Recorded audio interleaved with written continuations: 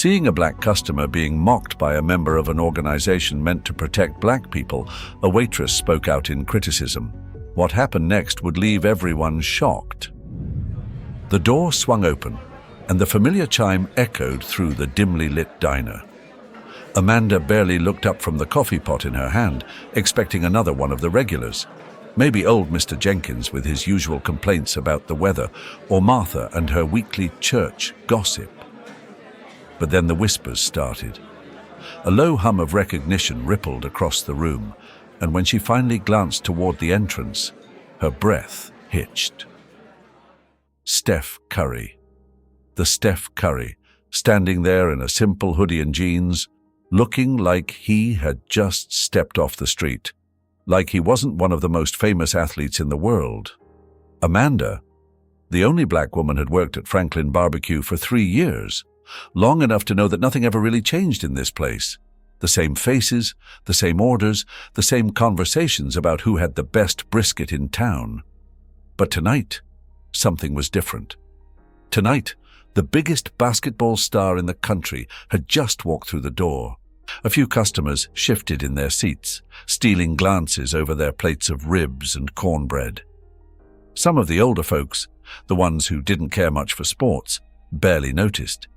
But others, especially the younger guys near the counter, were already reaching for their phones, trying to snap a picture without being too obvious. Amanda wiped her hands on her apron and took a deep breath. Stay calm. Be professional. He's just another customer. She approached his table, her voice steady, despite the sudden tightness in her chest. Evening, sir. What can I get for you? Steph looked up, a warm smile crossing his face, the kind that made you forget for a second that he was a superstar. Just a coffee, black, and maybe a slice of whatever pie you've got. Amanda nodded, forcing herself to move like this was just another order, just another night. But when she turned toward the counter, she could feel the weight of the room shifting, the murmurs growing. She knew this diner. She knew its people. And she knew that tonight was about to take a turn. The murmurs didn't fade. If anything, they thickened, swirling through the air like smoke off the grill in the back. Amanda could feel the shift in the room, the way the energy coiled tight, waiting for something to snap. And then Henry spoke. "Well, I'll be damned," he said, setting his fork down with a slow, deliberate clink against the ceramic plate. "Didn't think I'd see royalty in a place like this." Amanda didn't turn around. She just kept pouring coffee, her hands steady, her ears tuned to every syllable that rolled off his tongue. Henry had been a regular at Franklin Barbecue for years. A big man with a voice that could cut through a crowded room like a blade. He was one of those people who always had something to say, loud, opinionated, impossible to ignore. He was also a proud supporter of Black Lives Matter. At least, that's what he told anyone who'd listen. He went to protests, wore the shirts, spoke passionately about equality, about justice, about the need for change. He made sure everyone knew where he stood. But Amanda had worked here long enough to see the cracks beneath the surface. The way he talked over black folks in conversations about race. The way he made subtle, off-handed remarks that didn't sit right. The way his eyes hardened just a little when a young black guy walked in wearing baggy jeans and sneakers. And now, he was turning that same gaze on Steph Curry. "What's wrong?" Henry continued, his tone as smooth as the whiskey he sipped on Friday nights. "Millionaire like you run out of fancy 5-star spots to eat at?" A few people chuckled under their breath, just enough to feed Henry's fire. Steph, for his part, remained calm. He took a slow sip of his coffee before setting the cup down, meeting Henry's eyes without a flicker of emotion. "I just wanted some good barbecue," he said. Henry snorted. Oh, sure, just a regular guy grabbing a bite, huh? Must be nice. Must be real nice to have the luxury of just wanting barbecue when folks out here are struggling to make rent. You ever think about that? Amanda's fingers clenched around the coffee pot. Steph didn't blink. I think about it a lot, actually. Henry leaned back, shaking his head with a grin that didn't reach his eyes. Oh, I know. I've seen the headlines. Steph Curry donates this. Steph Curry builds that. Ain't that something?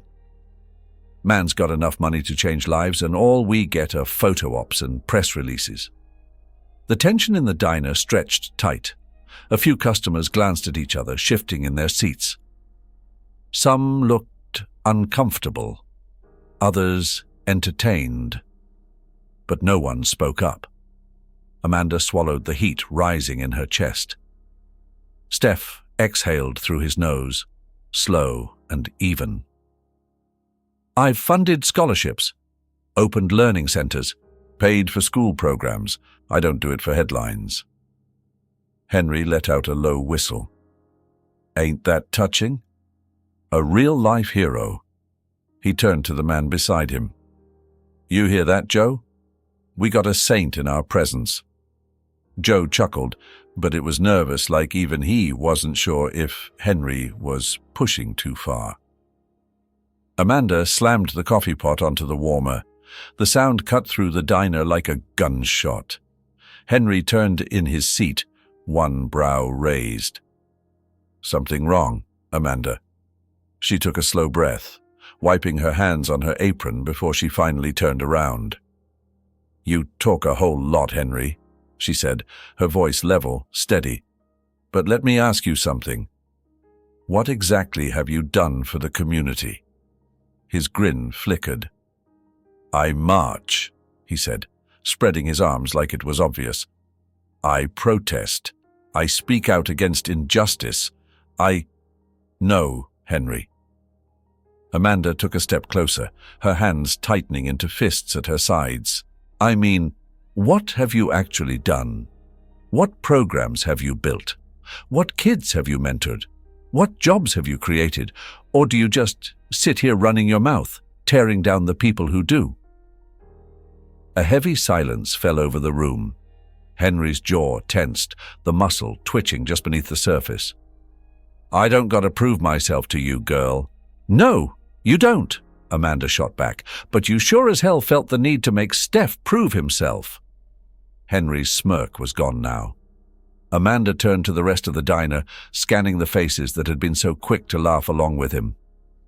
Man walks in here, orders a cup of coffee, and suddenly y'all act like he owes you something. But when Henry, big, loud, righteous Henry, sits here acting like he's the gatekeeper of what's real and what's not, nobody says a damn thing. Her voice cut through the silence like a blade. Henry opened his mouth, then closed it. And for the first time since he started talking, he had nothing to say. Amanda turned to Steph. You need anything else? He shook his head. No, ma'am, I'm good. Amanda felt the weight of the silence pressing down on her as she moved behind the counter, her fingers tightening around the edges of the napkin dispenser. The whole diner was still buzzing, not with noise, but with something unspoken, something thick in the air. The kind of tension that lingers after a storm, when the wind is still heavy with the memory of thunder. Henry hadn't said another word, not since she'd put him in his place, not since she'd laid bare the truth he wasn't ready to face. But the damage was done. She could feel it, like a slow crack spreading through the foundation of something she had once believed was solid. A few customers kept their heads down, suddenly too interested in their plates. Others exchanged quiet glances, their expressions unreadable. Some looked at Henry like they were seeing him for the first time, really seeing him. But there was one pair of eyes she felt the most. Carlos. He was standing near the kitchen, arms crossed over his chest, his jaw set in a firm, unreadable line. He had owned Franklin Barbecue. For nearly 30 years, running it like a well-oiled machine, knowing the names and stories of every regular who walked through the door. And now he was watching her like she was a problem he had to fix. Amanda knew that look. She braced herself when she saw him move, stepping out from behind the counter with slow, measured steps. His voice was calm, but there was no warmth in it when he spoke. "Amanda," he said, "step in the back for a minute." Her stomach clenched. She didn't look at Steph. She didn't look at Henry. She just nodded and followed Carlos through the swinging door into the kitchen, where the smell of smoked meat and simmering sauce did nothing to soothe the unease rising in her chest. The door swung shut behind them, sealing her off from the rest of the diner. Carlos let out a slow breath, rubbing a hand over his chin before turning to face her. "What the hell was that?" Amanda swallowed. "You were arguing with a customer," he cut in. "A regular." She stared at him, searching his face for some sign of understanding. "Carlos. You heard what he was saying. You know what he meant by it." Carlos sighed, shaking his head. "I don't care what he meant. What I care about is keeping this place running. And you standing there, calling him out in front of everybody. That ain't good for business." Amanda felt something cold settle in her stomach. "So what?" she said, her voice quieter now. "You'd rather let him sit there, tearing down a good man, just so you don't lose a few customers." Carlos's jaw tightened. "I'd rather not have drama in my diner." She let out a breath, a bitter laugh escaping before she could stop it. "Drama? That's what you're calling it?" Carlos didn't answer. He didn't have to. She could already see where this was going. "You're firing me," she said. Carlos hesitated, just for a second, but it was enough. "I'm saying it's best if you take some time off," he said carefully. "Cool down, let things settle." Amanda shook her head. "That's just a nice way of saying you don't want me here." Carlos sighed again, looking almost tired. "I don't want trouble, Amanda." She let the words sink in, feeling the weight of them press against her ribs, squeezing out the last bit of air she had left. This place, this diner, had been her home for 3 years. She had memorized every face, every order, every little story that had passed through those doors. She had laughed with these people, listened to their worries, served them food with a smile, even on the days when she was struggling herself. And now, because she had dared to stand up for what was right, it was all being taken away.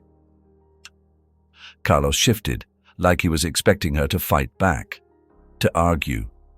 But what was there to say? She pulled off her apron, folding it neatly before setting it on the counter.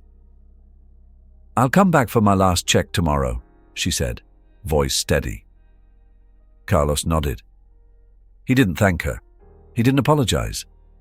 He just turned and pushed the door open, walking back into the diner like nothing had happened. Amanda stood there for a long moment, staring at the empty kitchen. Then, with a deep breath, she squared her shoulders and stepped out. The diner was still quiet when she walked back into the main room. People were watching. They always watched when things went bad. But no one said a word. She didn't look at Henry, didn't look at Carlos. But Steph. Steph was watching her. When she grabbed her coat, his voice cut through the silence. "I'm sorry," he said. She met his gaze and gave a small, tired smile. "You ain't got nothing to be sorry for." He nodded, but there was something in his expression, something she couldn't quite place. Morning light slipped through the thin curtains, casting pale streaks across the ceiling. But Amanda didn't move.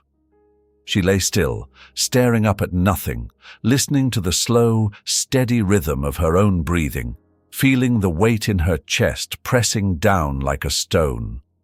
She knew she couldn't stay in bed forever, but the idea of getting up, of facing the day, felt impossible. The world outside kept moving as if nothing had changed. Cars rumbled down the street, a dog barked somewhere in the distance, and a muffled voice called out to someone on the sidewalk. But inside this small apartment, everything was different. Franklin Barbecue, the place that had been her second home for the past 3 years, was no longer hers. Just like that, one moment of standing up for what was right, and it was gone. She had told herself last night that she wouldn't regret it, that speaking the truth was more important than keeping a job. But in the cold, harsh clarity of morning, doubt slithered into her mind, whispering things she didn't want to hear. Courage didn't pay rent. Integrity didn't put food on the table. Doing the right thing didn't keep the lights on. She squeezed her eyes shut, trying to push the thoughts away, but the memories of last night played over and over in her mind. Carlos's expression when he told her to leave, Henry's smug silence, the heavy quiet in the diner after everything had been said. Still, no matter how she felt, she had to go back one last time. Her final paycheck was waiting, and as much as she didn't want to set foot in that place again, she didn't have a choice. Taking a slow breath, Amanda forced herself to sit up, reaching for the worn jacket draped over the chair. She pulled it tight around her shoulders, not just for warmth, but for something else. Something that felt like armor. The walk to the diner stretched longer than it should have, even though the streets were the same as always. The same storefronts, the same cracked pavement under her boots. Every step felt heavier than the last, her thoughts circling like vultures. Would they acknowledge what happened when she walked in? Would Henry still be sitting in his usual spot, acting as if nothing had happened? Would Carlos meet her eyes? Or would he pretend she wasn't there? Or worse, would they just move on, like she had never been a part of that place at all? She could already picture the reactions.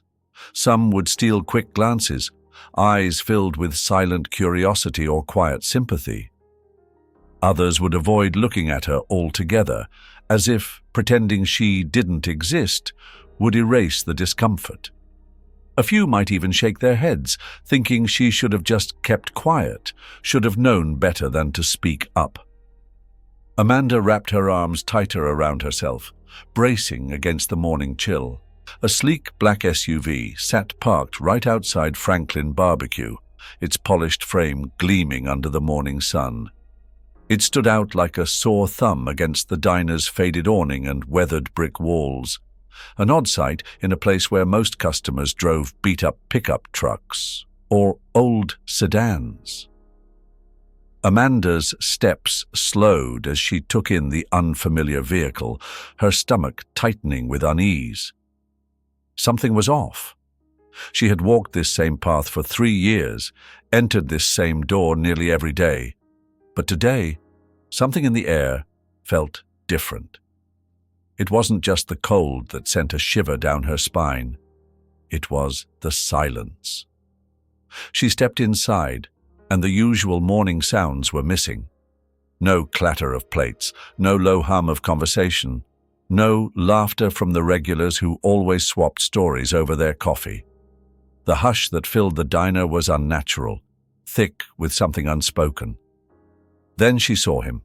Steph Curry sat in the same booth where he had been the night before, his presence somehow more commanding in the quiet.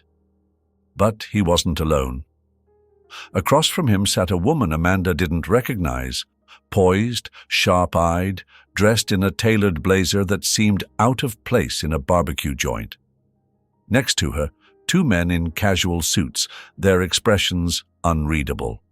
And then, standing near the counter, was Henry. For the first time since Amanda had known him, Henry looked small. His usual bravado, the smug grin, the sharp tongue, the air of untouchable arrogance, was nowhere to be seen. His shoulders were stiff, his face pale, his jaw locked in tension. Amanda didn't know what was happening yet, but she knew one thing. Henry was in trouble. She took slow steps toward the counter, feeling the weight of every pair of eyes in the room. No one was pretending not to look now. Carlos stood behind the register, arms crossed, watching the scene unfold like he wasn't sure if he should intervene. The woman in the blazer turned slightly, her gaze settling on Amanda with a flicker of recognition, like she had been expecting her. "You must be Amanda," she said, her voice smooth and measured. "I was hoping you'd come in."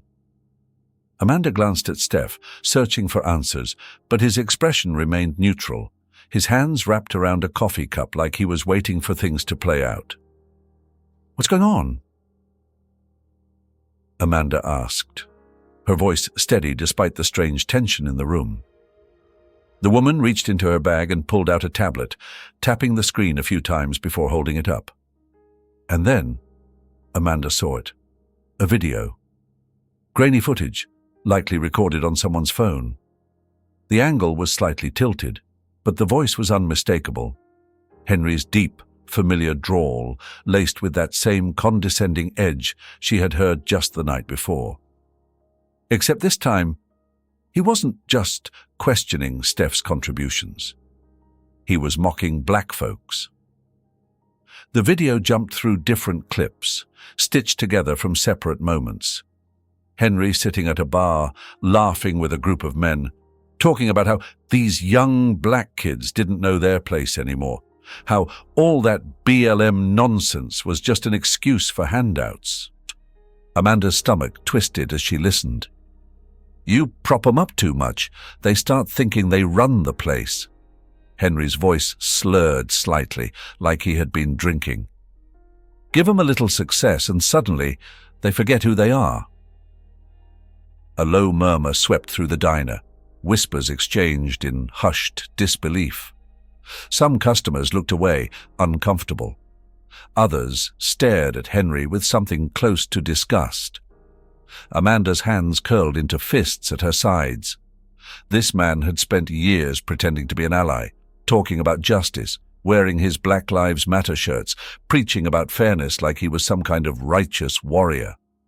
But behind closed doors, when he thought no one was listening, he showed who he really was. A fraud. A hypocrite. Henry shifted on his feet, his face burning red as the video ended. His eyes darted between the people in the room, searching for someone, anyone, who might defend him. But no one spoke. The video had spoken for itself. There was no justifying what had been said, no twisting the truth to make it palatable. The damage was done, and Henry stood in the center of it, his face flushed, his lips pressed into a tight line, as if swallowing words. He didn't dare speak. No one came to his defense. No one offered him an escape. Danielle Morris, the BLM representative, shifted in her seat, adjusting the cuff of her blazer before clasping her hands neatly on the table. Her expression was composed, but there was a finality in her voice when she spoke again. "We've conducted a full review of Henry's involvement with our organization. What we've found is exactly what you all just saw. His public stance on racial justice was nothing more than a performance." She let the words settle, her eyes scanning the room, as if making sure no one missed their meaning. Effective immediately, Henry is no longer affiliated with Black Lives Matter in any capacity. A murmur rippled through the diner. It wasn't loud, just a few hushed whispers, but Amanda could feel the shift happening, the way perception was reshaping in real time. People who had once nodded along to Henry's speeches about justice now stared at him with something close to disgust. Others, The ones who had always been skeptical of his grandstanding just shook their heads, like they had seen this coming all along. Henry remained stiff, his jaw clenched so tight Amanda thought he might break a tooth. But Danielle wasn't finished. "We would also like to issue a public apology," she continued, turning her attention towards Steph. "Mr. Curry, on behalf of our organization, we regret that one of our so-called advocates treated you with such disrespect. His words do not reflect our values, and we take full responsibility for allowing someone like him to represent us for as long as he did." Steph, who had remained quiet for most of the exchange, finally leaned forward. He rested his forearms on the table, his fingers laced together, his expression unreadable. "I appreciate that," he said, his voice even, controlled. "But words don't mean much without action." Danielle gave a small nod, as if she had expected that response. "That's why we're making changes, not just in how we vet the people who claim to stand with us, but in how we ensure that those who truly care about the movement are the ones leading it." Amanda watched as Steph studied her for a long moment, before finally giving a slight nod. "Good," he said simply. Across the room, Henry let out a slow, heavy breath. He didn't try to argue, didn't plead his case. Maybe he knew there was no way out of this. Maybe he was still processing the fact that everything he had built, his carefully crafted persona, his influence in the community, his standing among the people who once admired him, was crumbling around him, one exposed lie at a time. Carlos, who had been quiet behind the counter, rubbed a hand over his face before exhaling through his nose. Amanda wondered what he was thinking. If he regretted siding with Henry last night, if he wished he had made a different choice. But whatever was running through his mind, he kept it to himself. No one rushed to Henry's defense. No one told him this would blow over, because it wouldn't. Amanda could feel it in the air, the certainty that after today Henry wouldn't be able to walk into Franklin Barbecue and act like nothing had changed. His name would carry a different weight now, not one of respect, but of disgrace. For years, he had built himself up as a champion for justice, a man who stood for something. And now, with the press of a button, that image had been shattered. Henry's hands twitched at his sides, his fingers curling into fists before releasing. When he finally spoke, his voice was hoarse, strained, like he barely recognized it himself. "You've all got it wrong," he muttered, but there was no fire behind the words, no conviction, just the hollow remnants of a man who had spent too long believing his own lies. No one responded. He swallowed, glanced around one last time, and then, without another word, turned and walked toward the door. Amanda didn't watch him go. She didn't need to. She just listened as the bell jingled above the entrance, the sound crisp and final. And then, just like that, Henry was gone. Amanda exhaled, trying to process everything. It had happened so fast, yet it felt like time had stretched, every second heavy with something deeper than just words. Henry was gone, stripped of the reputation he had so carefully built, and, though Amanda had no sympathy for him, she couldn't ignore the hollow feeling settling in her chest. She had spent years believing that standing up for what was right meant something. That truth mattered. But the past 24 hours had shown her just how complicated that belief could be. Doing the right thing didn't come without consequences, and even now, after the dust had settled, she wasn't sure what came next. Then Steph stood up. His chair scraped softly against the floor as he rose, stretching his shoulders before turning toward her. There was something steady about the way he looked at her, like he had already made a decision before he even spoke. "I've been thinking about you," he said, his voice calm, measured. About what you did last night, and about today. Amanda wasn't sure how to respond, so she stayed quiet, letting him continue. The way you stood up for me, Steph said, shaking his head slightly, as if still wrapping his mind around it. You didn't have to do that. But you did. Amanda shrugged. It was the right thing to do. His lips pressed together in a small smile, but there was something else in his expression. Something unreadable. That's exactly why I'm here, he said. Amanda frowned, confused. Steph glanced at Danielle, who gave him a slight nod before standing. I should get going, she said, adjusting the strap of her purse over her shoulder. But before I do, I just want to say what you did. Calling him out, holding him accountable. That's rare. Too many people look the other way. Amanda didn't know what to say to that. She had never seen herself as anything special, just a woman trying to hold on to her dignity, her sense of justice, in a world that often rewarded silence over truth. Danielle smiled, small but sincere, before making her way to the door. The bell chimed softly as she stepped out, leaving just Amanda, Steph, and the murmuring regulars who were still trying to make sense of what had happened. Steph slipped his hands into his pockets, studying Amanda for a moment before speaking again. I run a foundation, he said finally. It's focused on education, community outreach, and giving people second chances. And I could use someone like you. Amanda blinked, unsure if she had heard him right. Me? He nodded. You care. You fight for what's right. And I think that kind of passion is exactly what we need. For the first time since stepping into the diner that morning, Amanda felt something shift inside her. She had spent the past 3 years pouring coffee, taking orders, cleaning up after people who barely saw her.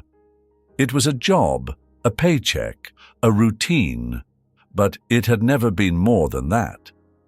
Now, standing here, she was being offered something different, something bigger. She had lost her job, but maybe, just maybe, she had found something more meaningful in its place. You don't have to answer right now, Steph added, sensing her hesitation. But if you're interested, I'll have someone from my team reach out. We'll figure things out together. Amanda swallowed, her throat tight with emotion. She had spent all morning wondering what she would do next. Now, the answer was standing right in front of her. She nodded. Yeah, she said, her voice quiet but sure. I'd like that. Steph smiled, a genuine warmth in his eyes, and reached out his hand. Amanda took it. Carlos had been standing behind the counter the entire time, watching the exchange with a strange mix of emotions flickering across his face. When Amanda turned toward him, she saw something in his eyes that hadn't been there before, something that looked a lot like regret. He cleared his throat, shifting awkwardly before reaching under the register and pulling out an envelope. Your last paycheck, he said, setting it on the counter. His voice lacked the usual gruffness, carrying a weight that hadn't been there before. Amanda stepped forward, picking it up without a word. Carlos exhaled, rubbing a hand over his jaw. Listen, he started, his tone lower now, hesitant. I should have handled things differently. Amanda didn't respond right away. She wasn't sure what he expected from her. Forgiveness? Understanding? She had worked for him for 3 years, and when she had needed support the most, he had sided with a man who never deserved it. But as much as part of her wanted to hold on to the anger, she also knew that some battles weren't worth fighting anymore. She gave a small nod. I learned a lot here, she said simply. Carlos pressed his lips together, nodding in return. Amanda didn't linger. She turned, letting her gaze sweep over the diner one last time. This place had been home for a long time. She had built something here, even if it had been temporary. But now, as she looked toward the door, she realized she wasn't leaving empty-handed. She had stood her ground. She had spoken the truth. And because of that, new doors were opening, ones she never could have imagined before. Steph followed her to the entrance, pushing the door open as sunlight spilled onto the sidewalk outside. "This is a good thing," he said, his voice softer now.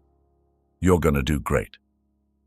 Amanda smiled, the warmth of the morning sun touching her face as she stepped onto the pavement. For the first time in a long time, she wasn't just moving forward, she was moving towards something better. Amanda never thought she'd end up here. Just weeks ago, she had been pouring coffee, wiping down counters, and memorizing the regulars' orders at Franklin Barbecue. That life had been familiar, predictable, safe. But it had also been limiting. Like a small box, she had unknowingly allowed herself to fit inside. Now, she sat in a brightly lit office, surrounded by people who believed in something bigger. The walls were lined with photos of smiling children, community centers, and classrooms filled with kids who had been given a chance at something better. She had spent her first few days at the Curry Foundation, shadowing different teams, learning how the organization worked from the inside out. There were programs for education, mentorship initiatives, sports camps for underprivileged kids. It was more than she had ever imagined, more than just charity. It was real, hands-on work that changed lives. And for the first time in a long time, she felt like she was truly part of something. Her first assignment had been small, helping coordinate a book donation for a struggling elementary school. She had spent the afternoon stacking colorful storybooks into boxes, running her fingers over the crisp covers, imagining the hands of children flipping through them, their eyes widening with wonder. She thought back to her own childhood, to the days when books had been her only escape, when stories had given her a world bigger than the one she knew. This wasn't just work. It was purpose. Steph had been right. She belonged here. As the days passed, word of her story spread. Somehow, the events at Franklin Barbecue had made their way onto social media, passed around in snippets of conversations, shared in articles about justice and courage. A few local news outlets had picked it up. Waitress fired for defending. Steph Curry finds new purpose. And suddenly, people she had never met were reaching out, offering words of support, sharing their own experiences. At first, she didn't know what to do with all the attention. She had never thought of herself as a symbol for anything, never expected her choices to resonate beyond that small diner. But here it was, unfolding in ways she couldn't control. And maybe that was the point. Maybe standing up, even in the smallest of places, had a way of rippling outward, reaching people she never even knew were listening. One evening, after a long day of work, she sat across from Steph in the Foundation's lounge, sipping on a cup of coffee, the warmth of it grounding her. "You ever think about how much things can change in just a few days?" she asked, glancing at him over the rim of her cup. Steph smiled, leaning back in his chair. "All the time." Amanda exhaled, shaking her head slightly. "I thought losing that job was the worst thing that could happen to me." She paused, the weight of it still lingering in her chest. But maybe it was the best. Steph didn't say anything right away. He just nodded, as if he understood something she hadn't even put into words yet. "You stood up for what was right," he finally said. "And look where it got you." Amanda thought about that. Thought about how just a few weeks ago she had been afraid of what came next. Now she was living in that next. And it didn't feel scary at all. It felt like a beginning. Amanda's journey is one of resilience, courage, and the undeniable power of standing up for what is right.